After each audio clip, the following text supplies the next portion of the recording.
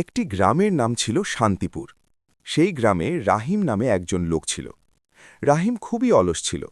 সবাই সকালবেলা কাজে বের হলেও সে দেরি করে ঘুম থেকে উঠত। কাজ করতে বললে সে বলতো, আজ না, কাল করব। একদিন গ্রামের একজন বৃদ্ধ তাকে বললেন, অলসতা মানুষের সবচেয়ে বড় শত্রু। আজ যা করতে পারো কাল পর্যন্ত ফেলে রেখো না। কিন্তু রাহিম কথাটি গুরুত্ব দিল না। কিছুদিন পরে তার ঘরের চাল ভেঙে গেল।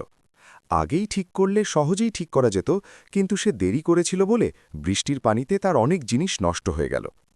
তখন রাহিম বুঝতে পারল, অলসতার কারণে সে নিজেই ক্ষতির মুখে পড়েছে। সেদিন থেকে রাহিম সিদ্ধান্ত নিল, আর অলসতা নয়, প্রতিদিন সময় মতো কাজ করবে। ধীরে ধীরে সে পরিশ্রমী হয়ে উঠল, আর তার জীবনও সুন্দর হয়ে গেল। শিক্ষা: অলসতা মানুষকে পিছিয়ে দেয়, আর পরিশ্রম মানুষকে সফল করে। ভিডিওটি কেমন হলো সবাই কমেন্ট করে জানাবেন।